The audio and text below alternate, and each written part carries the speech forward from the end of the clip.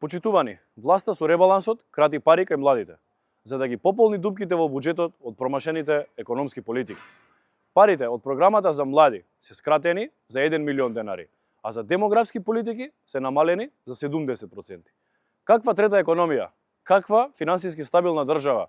Пари нема за младите. Додека секој трет човек сака да си замине од земјава, власта уште им намалува пари. Вака изгледа држава што ја води Мицкоски и неговата криминална организација ВМРО, на која младите не и се приоритет. СДСМ е на страна на младите и со амандмани во собранието бараме да се исправи оваа неправда. Бараме 150 милиони денари за зголемување на студентскиот оброк, како мерка за поддршка на стандардот на студентите.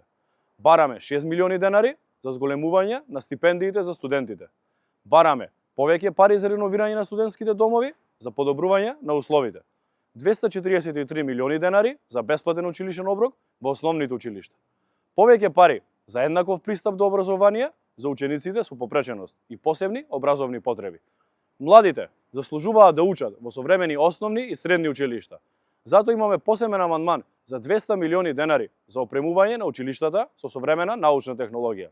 Со нашите амандмани бараме повеќе пари за финансиска поддршка на ученици на меѓународни надпревари и олимпијади. Повеќе пари за младите, а помалку за расипничкото трошење на власта. Сега власта е на потек. Да видиме дали ќе се откаже од луксузот и дали парите ќе ги принамени за младите.